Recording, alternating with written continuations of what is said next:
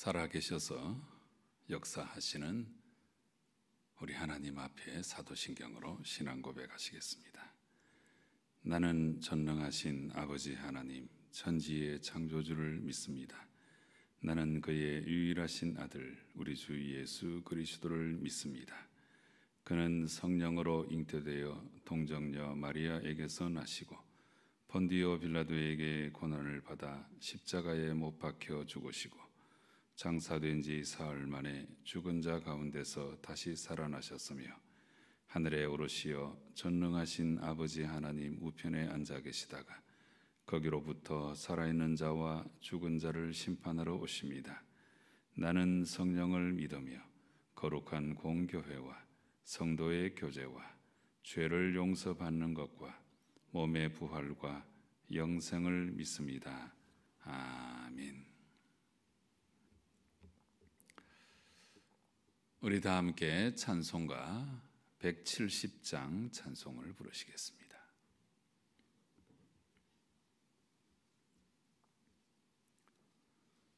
(170장) 찬송입니다.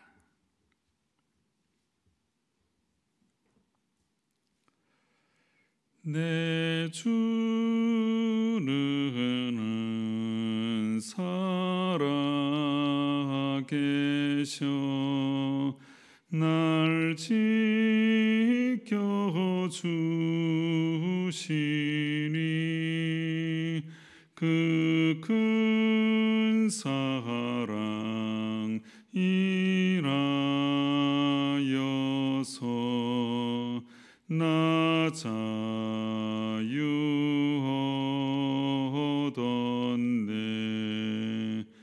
나의 구원 되신 주님, 내 소망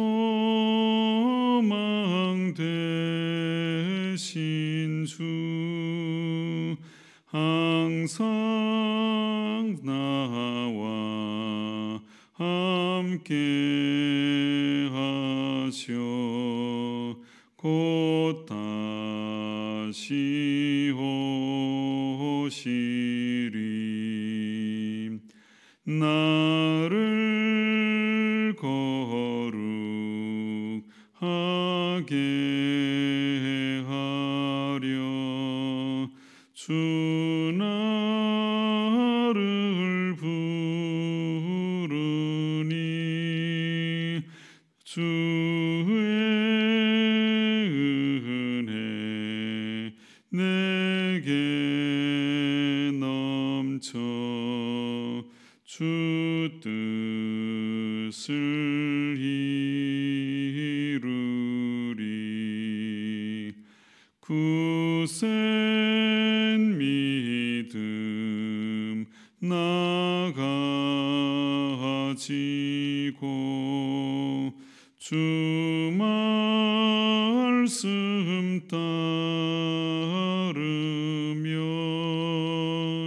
주님 다시 강림할 때 날 영접하시리.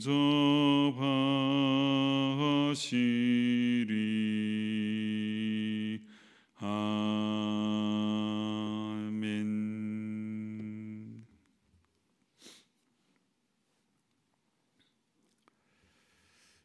하나님 말씀 마태복음 22장 23절부터 33절까지의 말씀 우리 한 절씩 교독하시겠습니다.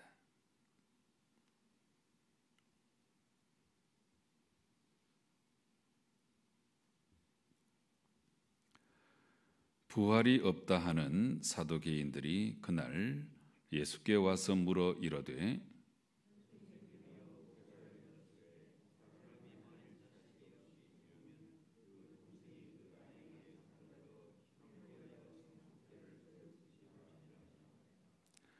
우리 중에 7형제가 있었는데 마지가 장가 들었다가 죽어 상속자가 없으므로 그 아내를 그 동생에게 물려주고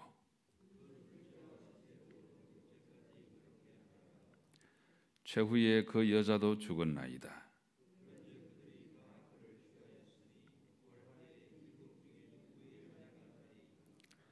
예수께서 대답하여 이르시되 너희가 성경도 하나님의 능력도 알지 못하는 고로 오해하였도다.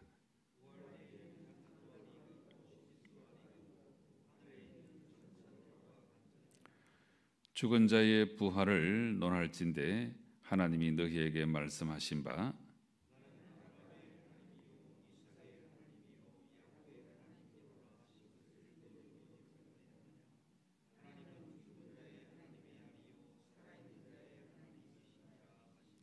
함께 읽겠습니다.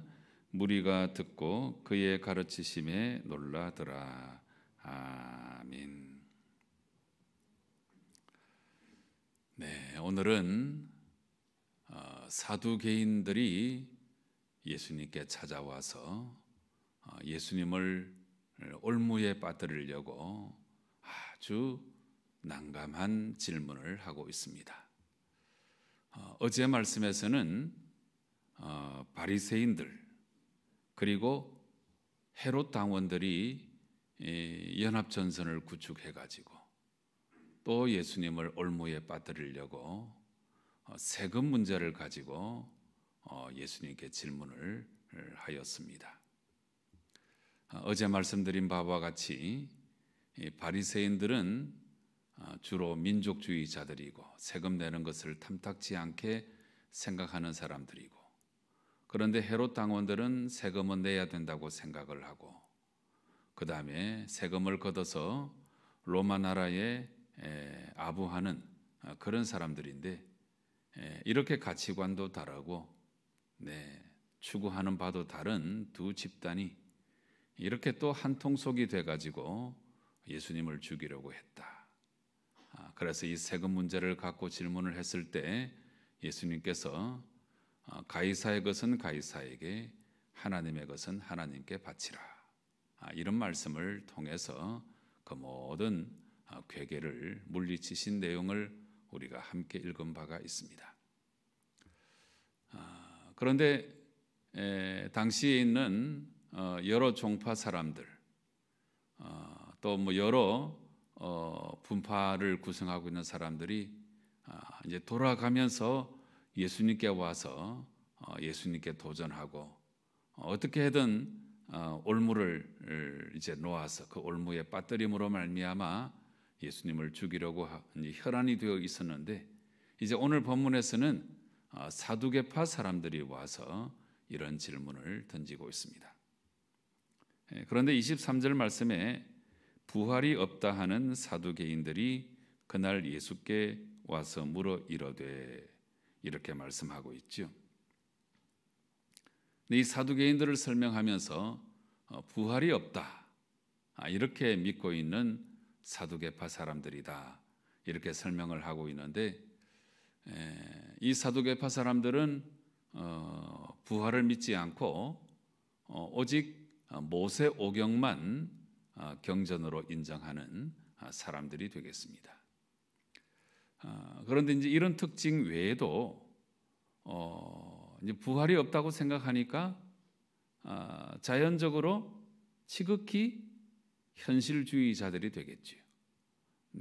죽은 다음에 더 이상 뭐 내세는 없다, 이렇게 믿는 사람들은 그냥 이 현세가 최고다, 지극한 현실주의 생각으로 살아가는 사람들이고, 그 다음에 이제 성경 전체를 통해서 이 사두개파 사람들의 특징을 우리가 살펴보면, 이 사두개파 사람들은 주로 성전 직무를 감당하고 이 성전의 여러 기득권들을 다 차지하고 있던 사람들이 이 사두개파 사람들이었습니다. 이렇게 성전 직무를 감당하고 성전의 기득권을 갖고 있었다고 하는 것은 당시는 종교 사회이고, 또 종교 사회의 중심은 다름이 아니고 바로 성전이잖아요. 그렇기 때문에 당시 어떤 사람들보다 이 사두개파 사람들은 부자였고, 그리고 당시에 각종 여러 가지 기득권을 다 손에 쥐고 있는 그런 사람들이다, 그러니까 현재의 기득권을 다 갖고 있고 돈도 많고 다른 사람 위에 군림할 수 있고 이런 사람들은 지금이 좋잖아요. 그러니까 이제 부활은 믿지 않는 거지. 이런 사람들이 바로 이 사두개파 사람들이었다 하는 것입니다. 그래서 이제 이 사람들도 예수님의 가르침이 자기의 그 기득권 유지에 방해가 된다고 생각을 하기 때문에 예수님을 올무에 빠뜨리려고 오늘 예수님께 와서 이 질문을 던지고 있습니다. 어떤 질문이냐 하면 24절부터 쭉 나와 있는데, 선생님이여 모세가 일러서되 사람이 만일 자식이 없이 죽으면 그 동생이 그 아내에게 장가들어 형을 위하여 상속자를 세울지니라 하였나이다. 이 24절 말씀은 하나님께서 율법에 분명히 허락해 주신 하나의 제도입니다. 이걸 가리켜서 계대 결혼 이렇게 부르는데요. 이제 여기 나와 있는 대로 사두개파 사람들이 설명하는 대로 사람이 자식이 없이 죽으면 이제 미망인 혼자 남겠지요. 그러면 그 집안은 이제 가문을 이어나갈 수가 없게 되죠. 그래서 이 계대 결혼법도 일종의 약자 보호법이라고 할 수 있습니다. 그래서 그 동생이 그 아내에게 장가들어서 형을 위하여 상속자를 세우고 그렇게 해서 어떻게 해서든지 그 가문도 하나님 앞에서 살아남고 이 사회의 구성원으로 멸절되지 않도록 하기 위해서 하나님께서 허락해 주신 아주 은혜로운 제도가 바로 이 계대 결혼법이죠. 방금 말씀드린 것처럼 이것도 일종의 약자 보호법이 되는 것입니다. 그런데 이제 이 율법에 나와 있는 계대 결혼법을 갖고 이제 오히려 예수님을 올무에 빠뜨리려고 하고 있는 모습인데요. 이어지는 말씀 가운데 25절 말씀을 보시면 우리 중에 7형제가 있었는데 마지가 장가 들었다가 죽어 상속자가 없으므로 그 아내를 그 동생에게 물려주고, 그런데 그 동생도 또 죽었어요.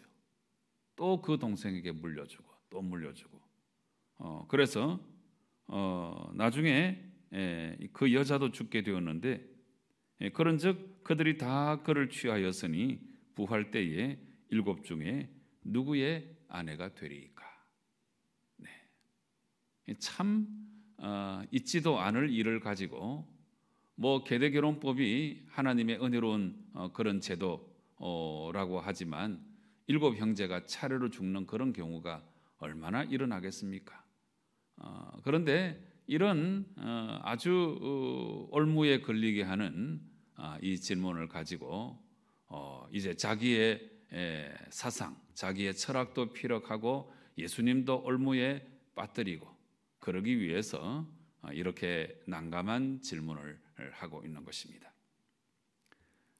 이제 이런 질문에 대해서 예수님께서는 이 고난 주간에 이 부활에 대해서 아마 작정하시고 이제 가르치시려고 말씀을 하시는데요.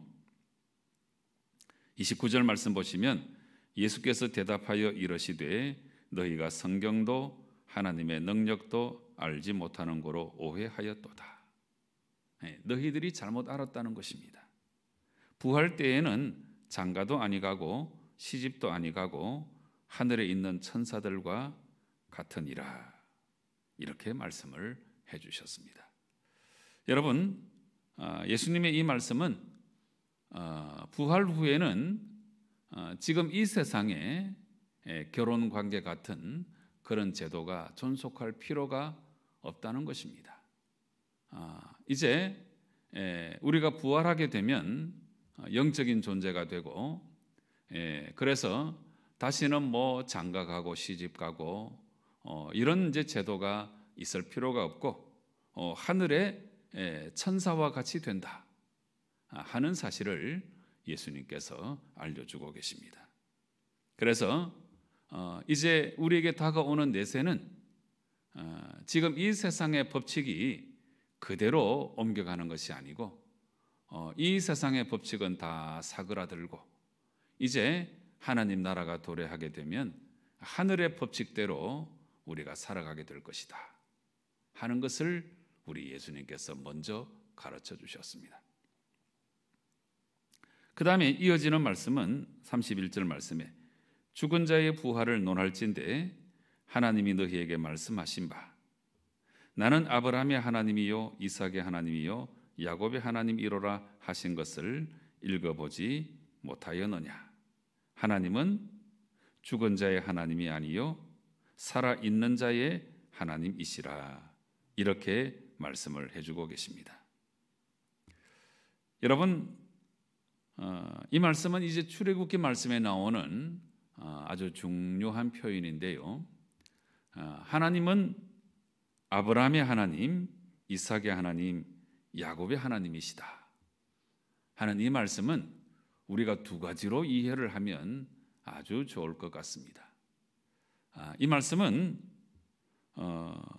첫째로 진실로 하나님은 살아계신 하나님이시다. 이걸 우리에게 알려주고 있습니다. 아브라함은 죽고 이제 그 전에 아이를 낳아서 이삭이 이제 있는데, 근데 이 이삭도 또 언젠가는 죽고 그 전에 낳은 야곱이 또 있겠지요.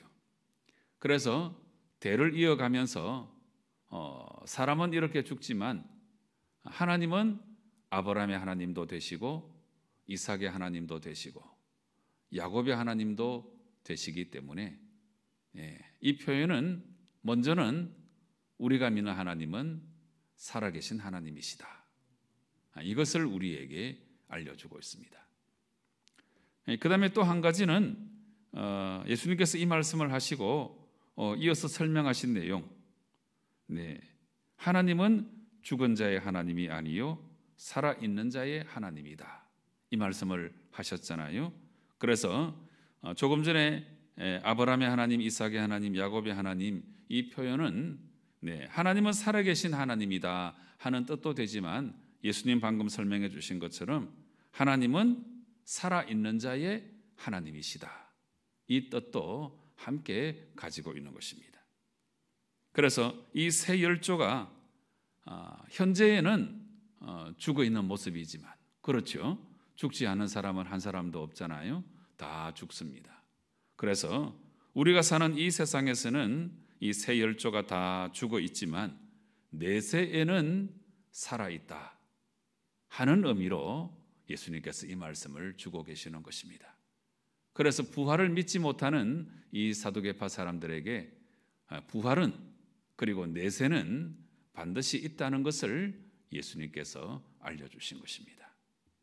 여러분, 오늘 이 중요한 표현 하나님은 아브라함의 하나님이요 이삭의 하나님이요 야곱의 하나님이시다 하는 이 표현 끝에 이 표현 한 가지를 여러분이 덧붙여서 기억해 두시면 이 표현도 우리가 믿음의 삶을 살아가는 데 있어서 너무나 은혜로운 표현이 되는데요. 우리가 덧붙일 표현이 뭐냐? 하나님은 아브라함의 하나님, 이삭의 하나님, 야곱의 하나님이시고 지금 나의 하나님이 되시는 것입니다. 너무나 중요한 부활신앙이 바로 이 표현 속에 깃들어 있는 것입니다. 하나님은 지금도 살아계신 하나님이시고 그리고 인간은 죽지만 이 세상에서는 이 세 열조가 죽어 있는 모습이 되지만 그리고 나 자신도 이 세상에 살다가 죽게 되겠지만 그러나 내세에서는 우리가 살게 된다는 부활신앙을 바로 이 표현 속에 담아 우리가 기억해 둘 필요가 있는 것입니다. 하나님은 아브라함의 하나님이고 이삭의 하나님이고 또 야곱의 하나님이시고 그리고 지금은 나의 하나님이십니다. 그래서 이 두 가지 교훈을 가지고 이 사두개파 사람들의 올무에 빠지지 아니하고 그들을 오히려 가르치시고 물리치시는 예수님의 모습을 우리가 바라볼 수 있습니다. 여러분, 오늘 말씀에서 이와 같은 중요한 교훈을 우리가 받음과 동시에 또 이 격가지에 스며드는 그런 교훈을 우리가 또 한 가지 받을 수 있는데, 사두개파 사람들이 어떤 사람들이라고 그랬습니까? 부활을 믿지 않고. 왜 부활을 믿지 않았을까요? 현재에 가진 것이 너무나 많았기 때문이죠.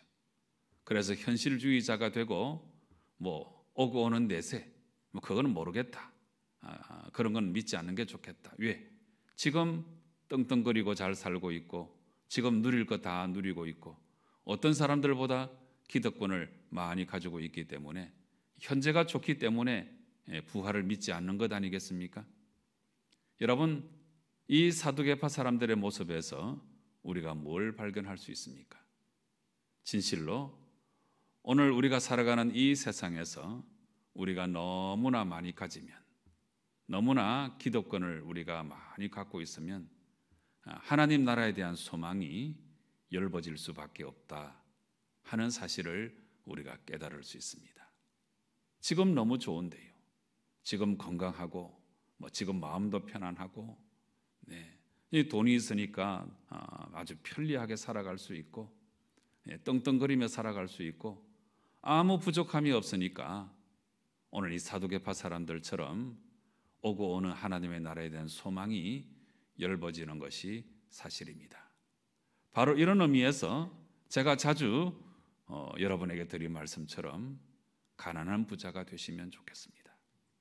가능하면 이 세상에 물질도 얻으시고 명예도 얻으시고, 그리고 가능하면 정상에 서보기도 하시고, 그런데 이 모든 것이 다가 아니고, 이 모든 것은 다 지나가는 것이고, 그리고 무엇보다 중요한 신앙 고백은 지금 내가 가지고 있는 이 모든 것은 다 하나님께서 주신 것이다. 다윗의 마지막 고백이었죠. 모든 것이 다 하나님께로부터 왔사오니. 분명히 다윗은 그렇게 고백했습니다. 그래서 왕이라고 하는 기득권, 얼마나 대단한 기득권입니까? 그런데 나의 이 왕적 사명도, 내 재물도, 내 모든 가지고 있는 것들도 다 하나님께로부터 왔다. 다윗은 분명히 그렇게 고백했습니다. 이렇게 고백하면 물질로부터, 내가 가지고 있는 것으로부터 자유로울 수가 있겠지요. 이런 것에 절대적인 가치를 부여하지 않고, 절대적인 분은 오직 하나님밖에 없는 것이고, 모든 것을 다 상대화시켜서 이 모든 물질이나 내가 가지고 있는 것을 선용하며 아름답게 살아가는 가난한 부자가 될 수 있는 것입니다. 여러분, 현실의 기득권, 현실의 물질만을 바라보고 살아가는 사람은 오늘 이 사두개파 사람들과 같은 그런 모습으로 살아갈 수밖에 없습니다. 이 모든 것을 다 상대화시킬 줄 아는 용기, 이 용기를 가지고 오직 절대적인 분은 하나님밖에 없다는 것을 기억하고, 그리고 우리는 이 세상이 다하는 날 반드시 하나님 나라에 들어가서 영생 복락을 누리게 된다는 사실을 분명히 믿으시고, 이 세상을 나그네처럼, 길 가는 나그네처럼 그렇게 살아가시는 성도 여러분 꼭 되시기를 주님 이름으로 축원합니다. 기도하시겠습니다. 아버지 하나님, 감사합니다. 너무나 귀한 말씀으로 오늘도 우리에게 채워주시니 참으로 감사합니다. 사두개파 사람들을 가르치신 대로 그 교훈을 우리가 마음 깊이 기억해서 너무 많이 가져서 내세를 부정하는 어리석은 저희들 되지 않도록 도와주시고, 내세는 우리 예수님 가르치신 대로 반드시 있고, 하나님 나라에 가서는 이 세상의 법칙이 아니고 하늘나라의 법칙대로 살아간다는 것을 깨닫게 도와주시고, 그리고 우리가 지금은 죽었지만 내세에는 살아서 영생복락을 누리게 된다는 예수님 말씀을 분명히 기억하고, 날마다 참으로 천국신앙 가지고 승리하며 나그네 길을 잘 걸어나가는 저희들 되게 역사하여 주시옵소서. 예수님의 이름으로 기도드리옵나이다. 아멘. 하늘에 계신 우리 아버지, 아버지의 이름을 거룩하게 하시며 아버지의 나라가 오게 하시며 아버지의 뜻이 하늘에서와 같이 땅에서도 이루어지게 하소서. 오늘 우리에게 일용할 양식을 주시고 우리가 우리에게 잘못한 사람을 용서하여 준 것 같이 우리 죄를 용서하여 주시고 우리를 시험에 빠지지 않게 하시고 악에서 구하소서. 나라와 권능과 영광이 영원히 아버지의 것입니다. 아멘. 너무 많이 가져서 지극히 현실주의자가 되어 있는 사두개파 사람들에게 예수님은 분명한 부활 신앙에 대해서 알려주셨습니다. 예수님 알려주신 이 부활 신앙 가지고 날마다 천국 소망 가지고 이 세상을 넉넉히 이기며 승리하는 나의 믿음의 모습이 되게 해달라고 간절한 마음으로 기도하시기 바랍니다. 오늘은 금요일입니다. 구역 지도자들 위해서 간절한 마음으로 기도하시고 내가 속한 구역의 구역 식구들 위해서 간절한 마음으로 기도하십시다. 이 땅에 숨은 봉사자들이 많이 있습니다. 특별히 코로나 시대에 의료진들, 방역진들 너무나 많은 수고를 감당하고 있는데 하나님께서 큰 은혜 베풀어 달라고 간절한 마음으로 기도하시기 바랍니다. 우리 주위를 돌아보시고 육신의 질병으로 고통 중에 있는 분들 위해서 꼭 중보 기도해 주시고 이어서 여러분 각자의 기도의 제목으로 하나님께 나아가 기도하실 때에 우리 하나님 응답하실 줄로 믿고 우리 확신 가지고 간절한 마음으로 기도하시겠습니다. 함께 기도하십시다.